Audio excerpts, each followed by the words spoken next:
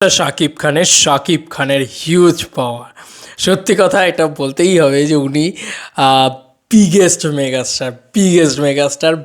Superstar. এটা নিয়ে কোনো সন্দেহ নেই ভাই।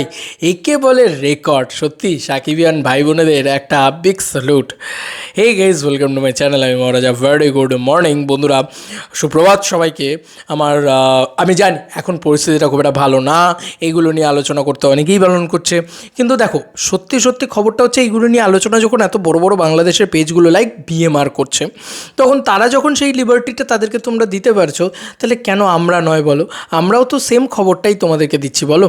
আমরা তো কিছু ডিফারেন্ট বাড়িয়ে চাড়িয়ে বা কমিয়ে এসব তো করছি না। তাই আমি অ্যাটলিস্ট আমি এটুকুই বলবো যে প্লিজ ডোন্ট ডু দিস। দেখো হতেই পারে, একটা খবর তো খবরই না। তুমি আমার এই ভিডিওটা দেখছো, তোমার একটু তো মাইন্ডটাও ভালো হচ্ছে যে একটা খারাপ পরিস্থিতির ভিতর থেকে তুমি একটা ভালো মাইন্ডের দিকে তুমি একটু শিফট হচ্ছ, তো তোমার তো সেটা ভালোই লাগবে নিশ্চয়ই, তাই না?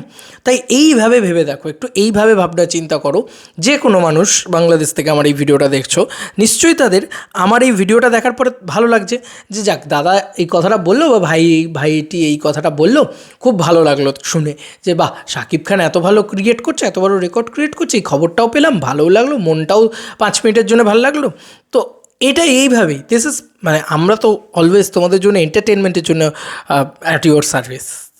তো যাই হোক, যেটা বলার সেটা হচ্ছে যে মেগাস্টার শাকিব খানের এরকম রেকর্ড কী করে এড়িয়ে গিয়ে থাকতে পারি বলো তো? সকাল সকাল বিএমআর পোস্ট করেছে, আমি দেখে জাস্ট অবাক। আমি বললাম ওয়াও, দারুণ জিনিস ঘটিয়ে দিয়েছে তো। বিএমআর যেটা পোস্ট করেছে এটা হচ্ছে 20 জুলাই থেকে 1 আগস্ট যে উইন্ডোটা ছিল, মানে 7th উইকের যে হল লিস্টটা ছিল, সেই হল লিস্টে মেগাস্টার শাকিব খান জাস্ট ভয়ঙ্কর একটা বক্স অফিস কালেকশন নিয়ে এসছে বন্ধুরা। এই 20 তারিখ থেকে 1 আগস্ট এই টাইম পিরিয়ডটাতে আবার ডামাডোল হওয়া শুরু হয় গোটা দেশ জুড়ে। তো এই টাইম পিরিয়ডটা খুব ডিফিকাল্ট একটা সুপারস্টারের একটা এতদিন পুরনো একটা সিনেমা, মানে তুফানের কথা বলছি, ইয়েস তুফান সিনেমাটা এতদিন পুরনো একটা সিনেমা, একটা সুপারস্টার সেখানে দাঁড়িয়ে রয়েছেন বা মেগাস্টার দাঁড়িয়ে রয়েছেন, তো তার সিনেমাকে এইভাবে পুল অফ করা, সেখান থেকে কালেকশন নিয়ে আসা, মানে ভাই 7 লাখ টাকার কালেকশন নিয়ে এসছে। সেখানে তুমি ভাবো যে ভাই 7 টাকার কালেকশন নিয়ে আসা এখন বাংলাদেশে খুব ডিফিকাল্ট, বা 70,000 টাকার কালেকশন নিয়ে আসা।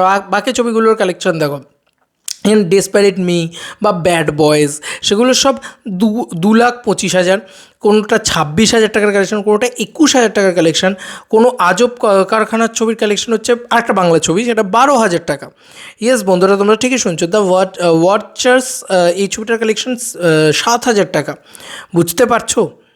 মানে জাস্ট মানে অবাক করা বিষয়। এটা কিন্তু মাল্টিপ্লেক্স কালেকশনের কথা বলা হচ্ছে। জাস্ট প্রতিদিনের কালেকশানটা তুফানের দিয়ে দেওয়া হয়েছে বন্ধুরা। এই দেখো, বিএমআরের পক্ষ থেকে প্রতিদিনের কালেকশন দেওয়া হয়েছে। এখানে কী কী অ্যাড অন আছে? স্টার আছে, লায়ন আছে, মমিন আছে, সিলভার স্ক্রিন আছে, গ্র্যান্ড সিলেট আছে। এই হলগুলোতে তুফান চলেছে এবং তাপিয়ে বিজনেস করেছে। এর থেকে তো এটাই প্রমাণিত, তাই না? তোমাদের কী মনে হয়? তোমাদের কি এটা আলাদা কিছু মনে হচ্ছে? আমার তো এটাই মনে হচ্ছে যে এর থেকে এটাই প্রমাণিত, ভাই তুফান এসছে, দাপিয়ে ব্যবসা করেছে। এছাড়া তো আমার অ্যাটলিস্ট আর কিছু মনে হচ্ছে না। কেন?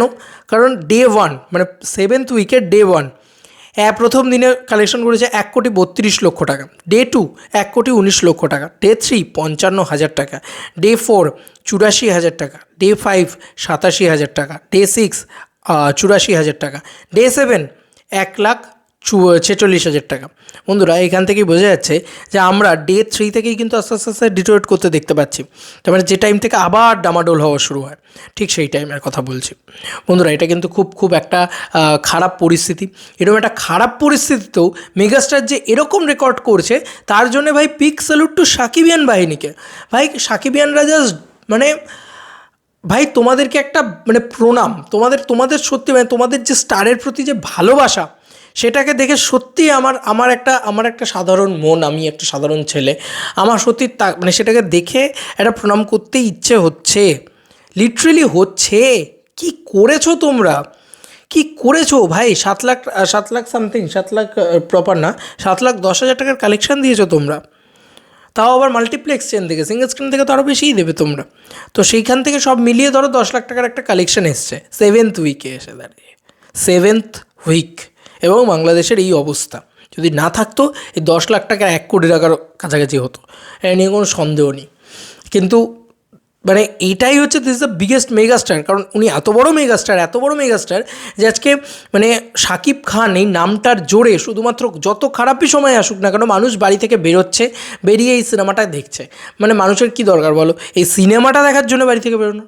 এখন তো বিনোদনের জায়গাটাই নেই, কিন্তু তারপরেও মানুষ বাড়ি থেকে বেরোচ্ছে, বিনোদন নিচ্ছে। তার মানে এটা এখান থেকে এটা ক্লিয়ার যে ভাই যদি কেউ বাংলাদেশের বাদশা হয়ে থাকে, কেউ বাংলাদেশের কিং হয়ে থাকে, সেটা মেগাস্টার শাকিব খান।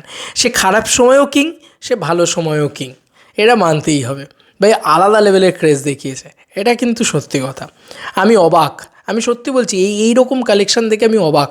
আমি ভেবেছিলাম কত বলো তো, এই 1 লাখ থেকে 1.5 লাখ টাকা 2 লাখ টাকার কালেকশন আসবে, কিন্তু আমি ভুলে গিয়েছিলাম যে উনি ultimate biggest superstar, biggest megastar আর গ্লোবাল সুপারস্টার।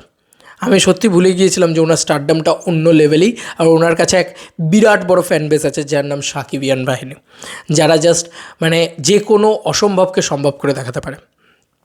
এটাই বলবো, আর কি বলবো। সাকিবিয়ানরা বারবার তুফান দেখছে হলে গিয়ে, এরকম প্রচুর আপামর বাংলাদেশের জনগণকে আমার হাত জোর করে অনুরোধ বা ধন্যবাদ জানানোর যে আপনারা বাংলা ছবিকে সাপোর্ট করছেন, এই টাইমে দাঁড়িয়েও মেগাস্টারকে সাপোর্ট করছেন, এটা দেখার মতন বিষয়।